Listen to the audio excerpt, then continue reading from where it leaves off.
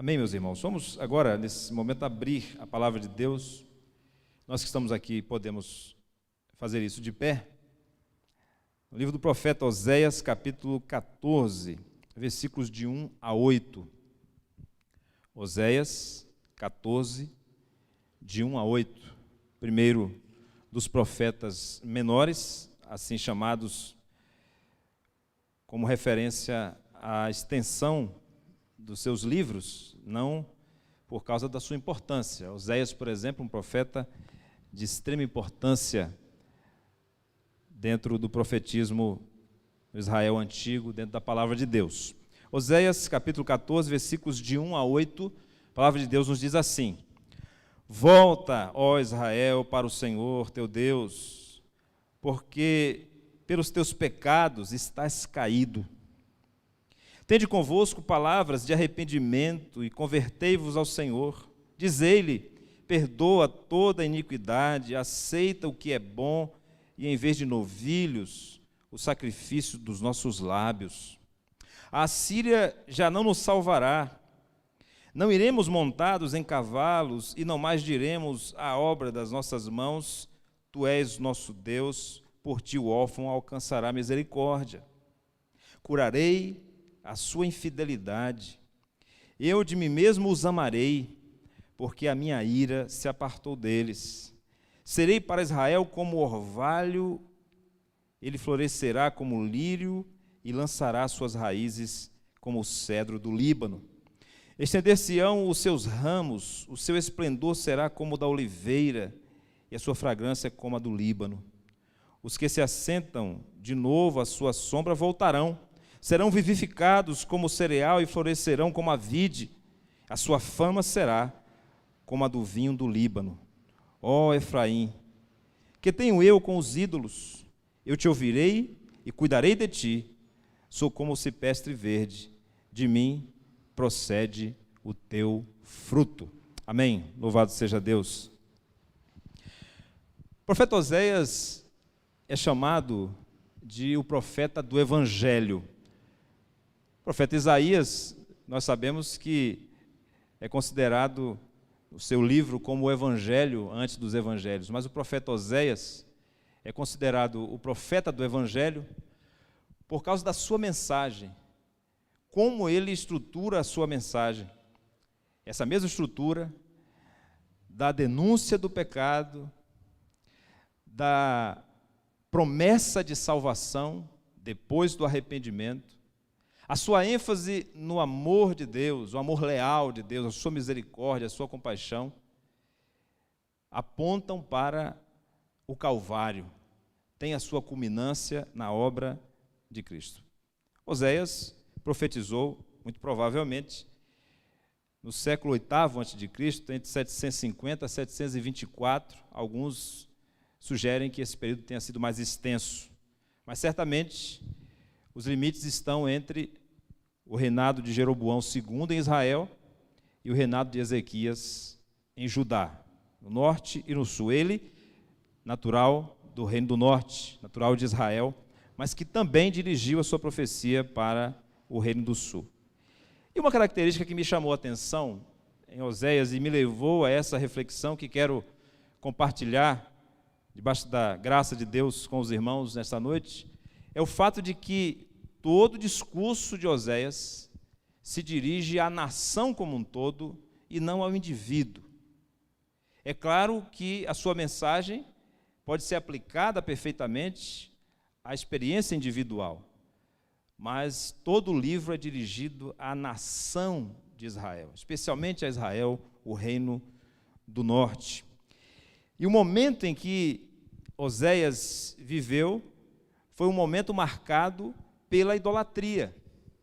A idolatria que começou com o Jeroboão I, aquele que está lá na origem do reino do norte de Israel, quando, assim como nos narra o livro de 2 Reis, capítulo 14, versículos 23 e 24, ele foi constituído como líder das 10 tribos que se rebelaram contra Roboão, o sucessor natural de Salomão, e pensou de acordo com a mentalidade humana, mundana, um raciocínio carnal, nós podemos dizer assim. O raciocínio dele foi o seguinte: essas tribos estão distantes de Jerusalém.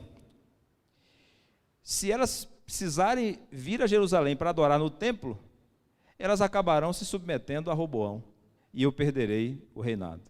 Então, eu farei altares em Siquém, em Dan, para que eles não precisem ir a Jerusalém para adorar.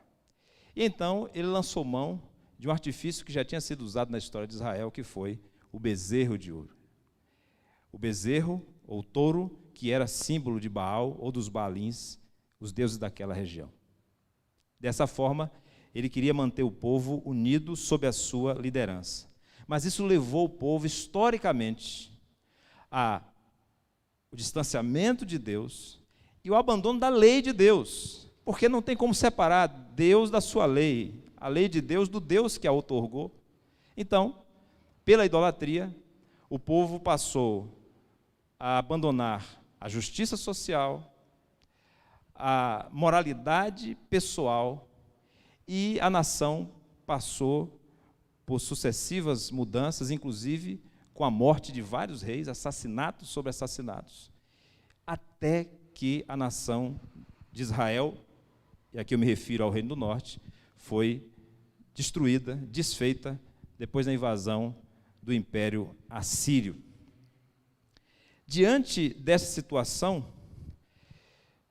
Deus chama Oséias para que, através de uma ação simbólica, ou seja, através de uma experiência pessoal, ele transmitisse uma mensagem ao povo de Israel. E essa mensagem era uma mensagem de condenação da prostituição, símbolo aqui no seu livro da idolatria. Então, nós vemos que no capítulo 1,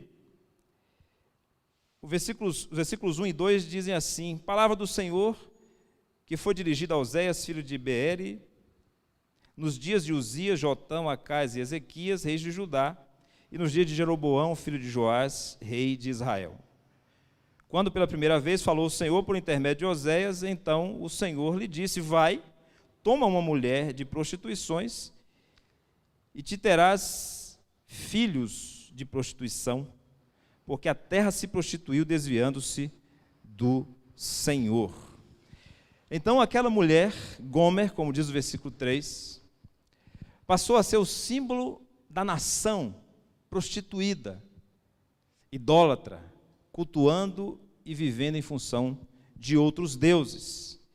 Nós vemos isso claramente quando encontramos no capítulo 2, versículos 13 a 16, o seguinte: castigá-la-ei pelos dias dos Baalins, nos quais lhes queimou incenso, e se adornou com as suas arrecadas e com as suas joias, e andou atrás dos seus amantes, mas de mim se esqueceu, diz o Senhor. Agora falando da nação, não da prostituta, não da esposa infiel. Portanto, eis que eu a atrairei e a levarei para o deserto e lhe falarei ao coração. Uma das imagens mais chocantes para se referir a Deus, o marido que ama uma esposa infiel. Na continuação, versículo 15: e lhe direi dali as suas vinhas e o seu vale de Acor por porta de esperança. Será ela obsequiosa, como nos dias da sua mocidade, como no dia em que subiu da terra do Egito. Naquele dia, diz o Senhor, ela me chamará meu marido, e já não me chamará meu Baal. Haverá uma restauração desse relacionamento, uma reconciliação completa. Então, através dessa ação simbólica, o profeta Oséias transmite a mensagem do Senhor para aquele tempo. Isso me levou a pensar na situação do nosso país, não apenas na situação atual da pandemia e na maior crise sanitária da história da nossa nação. O Brasil já enfrentou outras crises, diversas, mas essa, sem dúvida, é a mais grave. Mas o Brasil vem enfrentando, já vinha enfrentando uma crise econômica terrível, desde a década de 80, especialmente nos últimos 10 anos. E aqui nós estamos falando, meus irmãos, não de algo técnico apenas para os burocratas, estamos falando de vidas, estamos falando de pessoas que sofrem com a corrupção, com a violência, com a fome. e esse sofrimento que se abate sobre nosso país há décadas. A pandemia é reveladora dessa condição, da falta de estrutura. Da falta de estrutura na área da saúde, por exemplo, Larissa conhece muito bem. Não só nos estudos, mas na prática. Júlia também. A pandemia foi flagrante para essa condição. E em casa nós estávamos refletindo, comentando com Ana, concordando que não é possível que esse não seja um julgamento de Deus. E eu quero aqui fazer uma nota explicativa, dizendo que eu não estou me referindo ao julgamento pessoal de Deus a cada um, e que aquele que se contaminou, aquele que está doente, porque não só existe a Covid como doença no Brasil, não. Senão eu teria que aplicar isso a qualquer doença. Eu estou seguindo aqui o pensamento do profeta Oséias, que dirigiu a sua mensagem a uma nação, não a uma pessoa.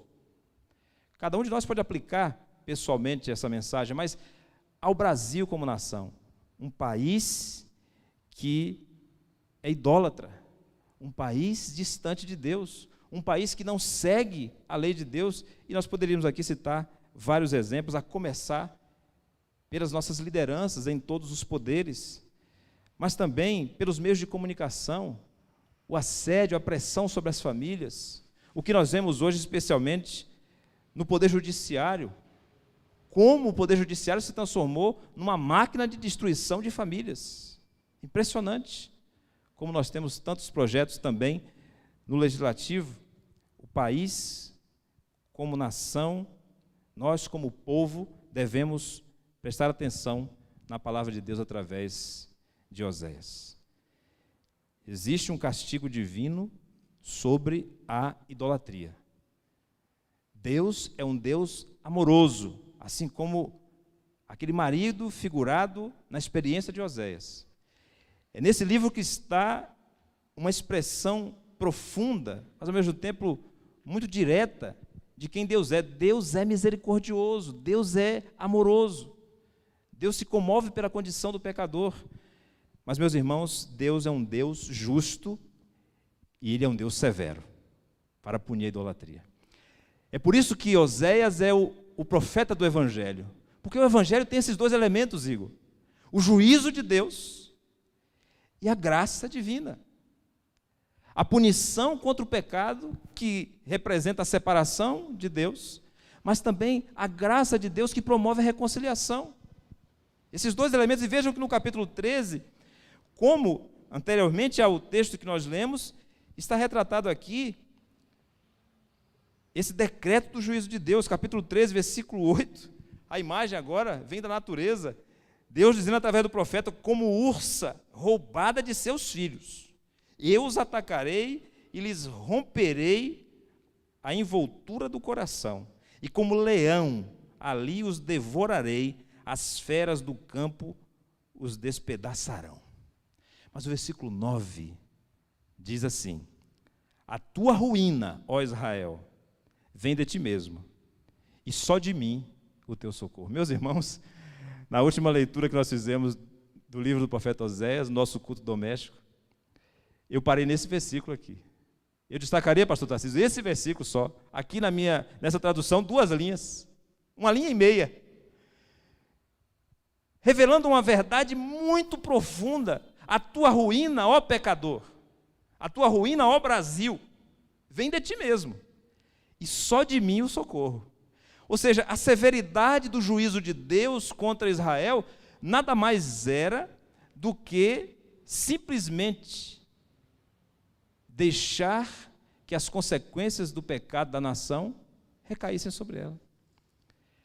É como na teologia nós ouvimos um raciocínio sobre a ira de Deus, de que não podemos afirmar que a ira é um atributo de Deus. A ira é uma reação de Deus. O amor é um atributo de Deus. A justiça é um atributo de Deus. Some os dois e você terá a ira como uma reação de um Deus que é justo e que é amoroso. De um Deus amoroso, mas que também é justo. É assim que nós entramos no capítulo 14. E agora podemos pensar mais sobre esse paralelo que é estabelecido entre Gomer, a esposa infiel de Oséias, e o reino do norte, Israel. Assim como Deus é justo juiz e severo em sua punição, Ele também é aquele que promove a reconciliação.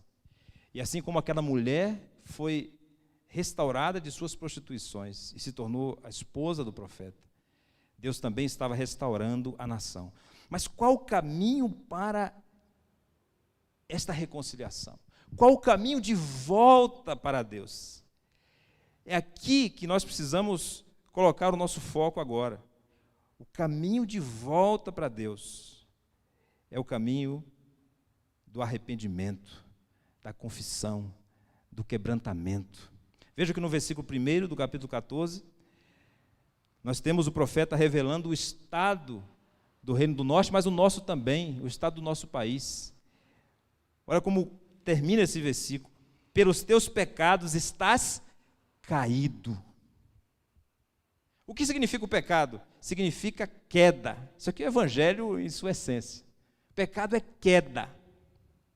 É uma separação do nosso relacionamento com Deus. É um distanciamento.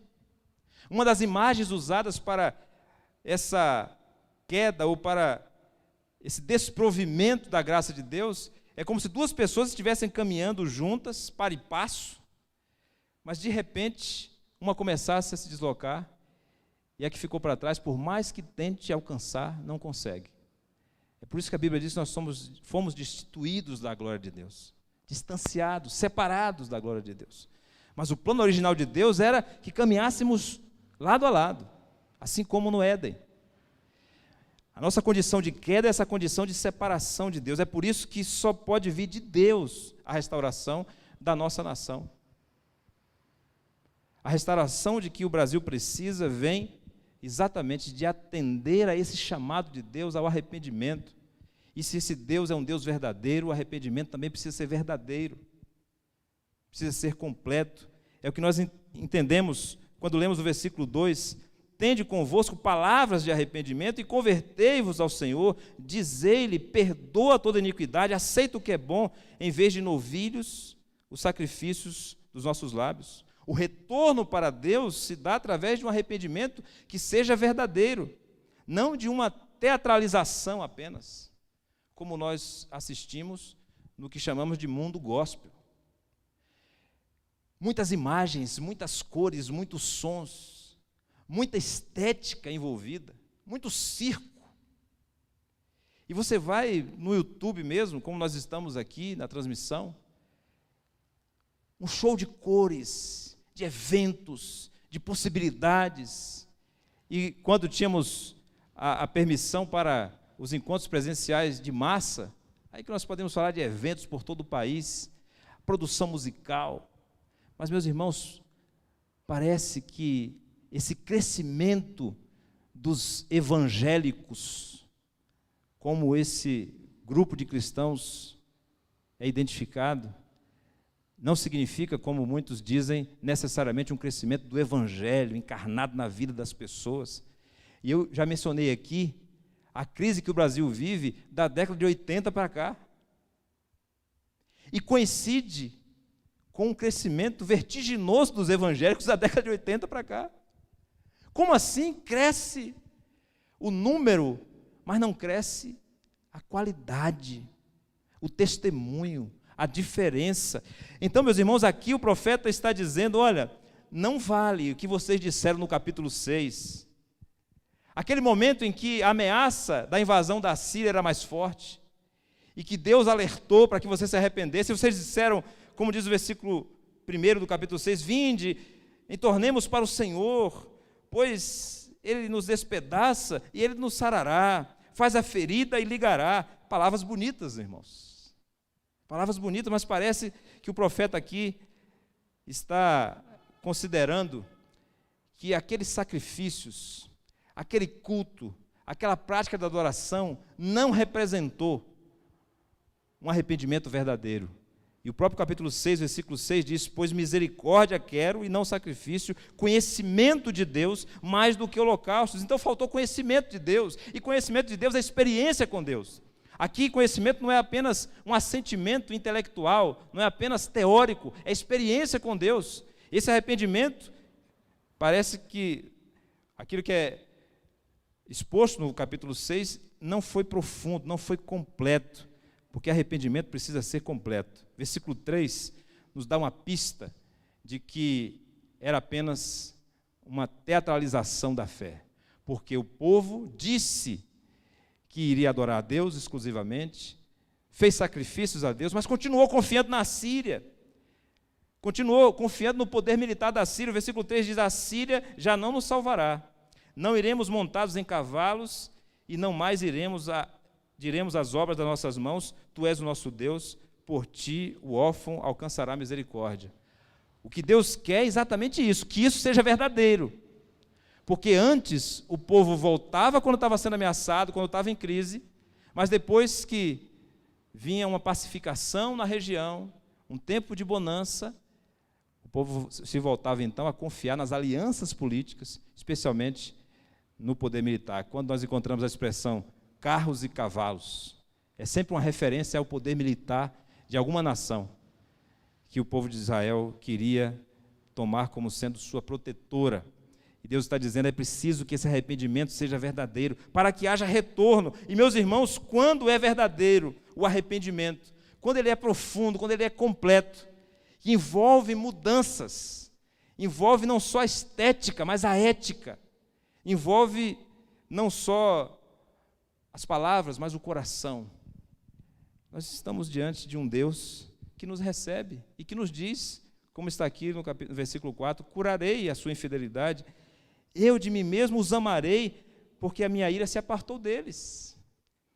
Aqui o profeta está anunciando o que acontecerá, dizendo com certeza, porque fala em nome de Deus: eu serei para Israel como orvalho, ele florescerá como lírio, lançará suas raízes como cedro no Líbano.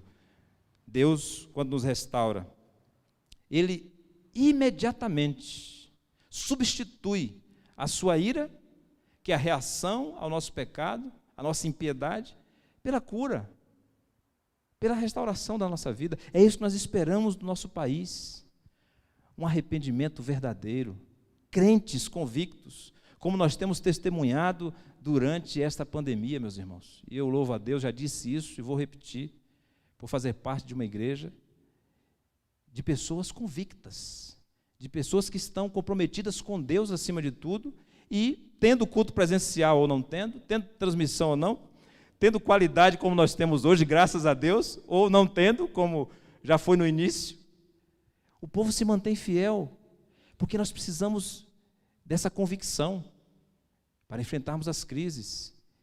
Infelizmente, o que nós assistimos no chamado mundo gospel, muita palavra, muita imagem, muito som, muito barulho, mas falta testemunho de vida. Há um ditado entre o povo judeu, especialmente transmitido pelos rabinos, que diz o seguinte: o arrependimento é um grande passo que leva o homem ao trono da graça de Deus. Eu vou repetir: o arrependimento é um grande passo que leva o homem ao trono da graça de Deus. É porque, pastor, quando uma pessoa que tem origem católica ou em outra religião ouve um pastor evangélico dizer: basta se arrepender, basta crer no Senhor, essa pessoa ouve por educação, mas não aceita. Eu já ouvi várias pessoas dizendo: só isso? Teria que ter muito mais, teria que ter penitência, teria que ter uma campanha, é só isso mesmo. Mas o reconhecimento é de que o arrependimento não é qualquer coisa, é um grande passo, porque o arrependimento significa abandonar os ídolos, e os ídolos nada mais são, todos eles, sejam imagens esculpidas de madeira, sejam dinheiro, fama, todos eles representam o nosso ego, a idolatria de nós mesmos. É por isso que o arrependimento significa o caminho de volta para Deus, quando nós reconhecemos que há um único Deus e dele vem a salvação. Só o arrependimento, somente a fé dirigida ao Senhor Jesus nos coloca diante do trono da graça de Deus, porque arrependidos nós estamos diante do Senhor Jesus, que nos restaura. Primeiro, pelo perdão dos nossos pecados, porque na cruz do Calvário, como registrou o evangelista João, capítulo 19, versículo 30, ele disse: está consumado. Foi pago o preço. Mas também, no mesmo evangelho de João, está registrada a palavra de Jesus quando ele diz que sem mim nada podeis fazer, no capítulo 15, versículo 5. Através da minha presença em sua vida, você dará muito fruto. O que nós esperamos para o nosso país? Qual a nossa proposta? O que nós temos a oferecer? Nós temos a oferecer a mensagem da reconciliação. Nós temos a oferecer o Evangelho. E o Evangelho é isso, revelando o juízo de Deus contra o pecado, denunciando que o atual estado de coisas nada mais é do que a consequência da idolatria. Eu creio, pessoalmente, que falha mesmo, quando bem intencionado, aquele analista, aquele sociólogo, aquele cientista político, aquele historiador, seja qual for a profissão, que faz uma análise apenas no âmbito horizontal, apenas socialmente, sem levar em conta que existe um coração mau que gera todos esses problemas. Por isso, que como igreja, nós devemos nos apegar cada vez mais a essa mensagem, a mensagem da cruz. E devemos advertir as pessoas que estão ao nosso alcance que é preciso se quebrantar diante do Senhor. É preciso arrependimento verdadeiro. Nós vamos cantar, meus irmãos, no final deste culto, uma música que o nosso irmão Igor trará, que fala exatamente sobre isso. O caminho de volta para Deus é o caminho do arrependimento, que nós podemos chamar de quebrantamento, da contrição, que nada mais é do que o reconhecimento da nossa condição de pecador.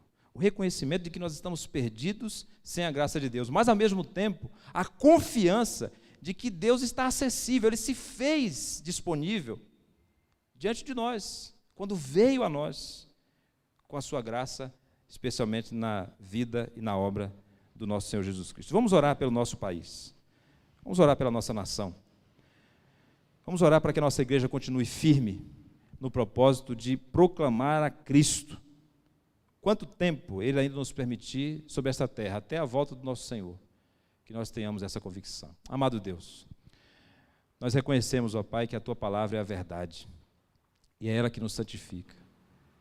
Nós que estamos aqui, ó Deus, também precisamos de conversão, precisamos de mudança em muitas áreas da nossa vida, e precisamos, ó Deus, sobretudo desta consciência, dessa mentalidade de que a nossa ruína é causada pelo nosso pecado, que do Senhor não vem nada que não seja tudo de bom, o amor, a paz, a justiça, porque o Senhor é assim. Mas, Senhor Deus, o que temos experimentado como nação, não só dessa pandemia, não só por conta da Covid-19, mas com todos os problemas estruturais que são tão maiores do que nós, são consequências do pecado de cada um de nós. Mas, ó Deus, se nós que já conhecemos a Tua graça, pela Tua graça fomos salvos, precisamos continuamente de quebrantamento, tanto mais aqueles, ó Deus, que vivem na impiedade, aqueles que não dobram a sua cerviz, que não temem ao Senhor, que não levam o Senhor a sério, que não consideram a existência do Senhor. Ó Pai, nós clamamos nessa noite que o Senhor tenha misericórdia da nossa nação, que a nossa nação possa se converter, ó Deus, que o Senhor sustente a Tua igreja nesta terra, a igreja verdadeira do Senhor, que adora exclusivamente ao Senhor Jesus, que segue a Tua palavra, para que nós sejamos luz em meio às trevas. Ó Deus, usa a Tua igreja, Primeira Igreja Batista em Divinópolis, e todas as igrejas do Senhor sobre esse chão. É a nossa oração, assim fazemos em nome de Jesus.